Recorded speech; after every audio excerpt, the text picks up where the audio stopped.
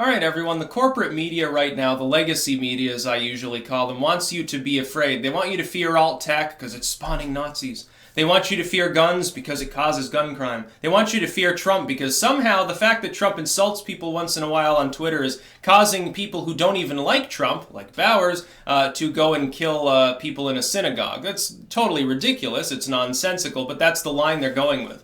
An anti-Trump shooter, they're, conveniently not telling their audiences that they were an anti-Trumper, is somehow inspired by Trump's toxic rhetoric or whatever. They're also blaming alt-tech, they're blaming too much free speech, evil YouTubers, more Russia, basically scapegoating anything possible. But here's the true cold hard facts. Number one, you are safe if you're living in the United States. There are a few dozen urban zones that are significantly blighted by gang violence, wherein most of the actual gun crime in this country happens. Outside of that, no, it is not likely you're going to be in a mass shooting. It is not likely you're going to get stabbed at night walking down the street. It is not likely your kid is going to get abducted. It is not likely that little Jimmy is going to try to bomb the White House or something. It's just not going to happen. In all likelihood, you're probably going to live a nice long life and you'll never be subject to any violent crime. Might have a home break-in at some point, a burglary, maybe some radio gets stolen from your car or something. Other than that, you can relax. There's a 99% chance you're just fine. You're more likely to die in a war because CNN decided to rabble-rouse after Russia or something. We've gone through, in our American history, periods of much, much greater violence. We've been through a civil war, bloody revolution, and several world wars, the Cold War era with its constant paranoia. I feel pretty safe. Yeah, I feel pretty safe, all things considered. I'm not going to sit there like a fucking coward and go through my life shivering and shrinking off into the shadows. By the way, link in the description here, archived of course, to CNN's front page as it is this morning. What do you see there? Is it not a fucking wall of nonstop fear? Where's the honest person to tell you, hey, calm down? Things get better. Things can only get better. Things are pretty much fine already. The fact that one crazy Nazi shot up a synagogue does not mean we're devolving into civil war. You're not going to get it from the corporate media. They've spent 2 years nonstop rabble-rousing saying, well, civil war is going to happen. Race relations are breaking down. They didn't break down for the last 10 years. It's only Trump's fault. Everything is falling apart. The sky is falling. It's like fucking reading Chicken Little or something like that. Or rather, The Boy That Cried Wolf. That's basically what CNN has devolved into at this point. It's nonstop sensationalism. This is no different than like media coverage from the Cold War. Oh, the Ruskies are gonna nuke us today. New super weapons are being developed. Oh my god, they're worse than the nuke.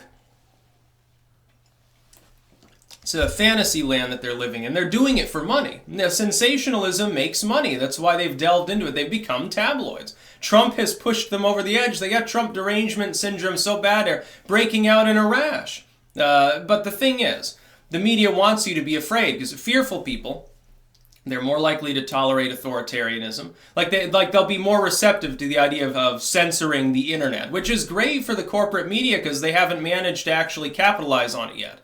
They're still struggling to catch up, and they're mad at that. They're mad at a bunch of YouTubers and blogs and alt-tech and all of these other things. They're terrified by us, and so they're seeking to censor us. So they'll blame Gab for a shooting based on the fact that the shooter had a Gab page.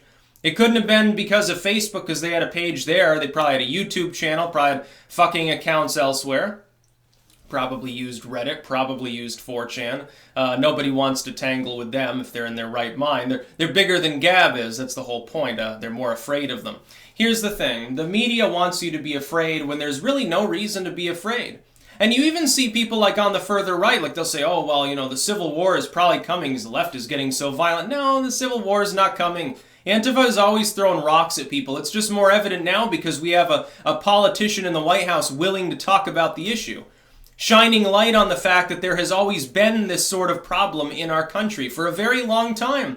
Bomb-throwing anarchists and communists getting together to beat on the police, that peaked in like the early 1900s in this country.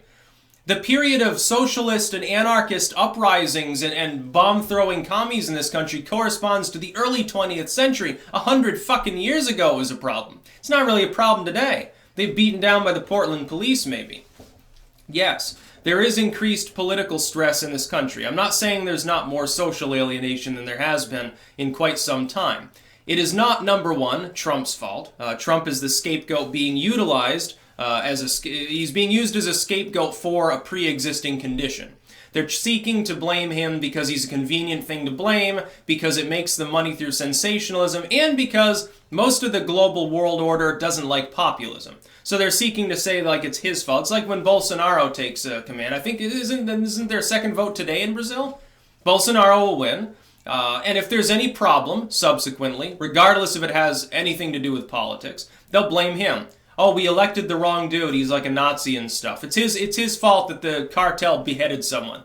It's his fault that the oil price fell. It's his fault that Petrobras had some economic problem. It's his fault that there's an economic downturn in general. Everything will be labeled his fault. It's the same as here in Trump land, essentially. A lot of people on the left got panicky. And so now they're seeking to blame Trump for every little thing that happens. Even if a shooting occurs and the shooter is an anti-Trumper. The shooter, you listen to what Bowers had to say about Trump, he sounds like a progressive to me. He sounds like he's on the left. Ideologically, it's very funny.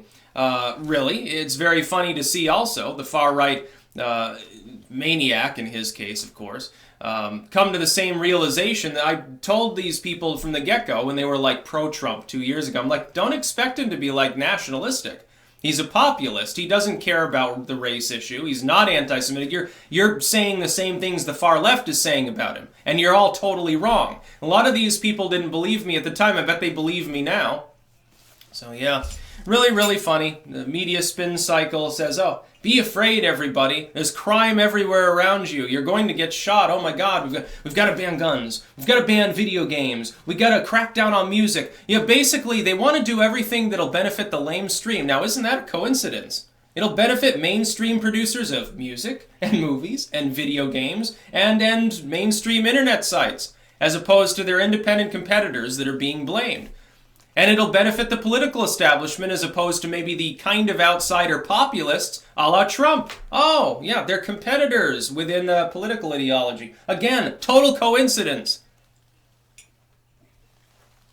So these moron opportunists, these slime bags, are willing to use any form of human suffering they can to try to make more money and to try to enforce their political opinions. Long story short, essentially. That's about all. Peace out.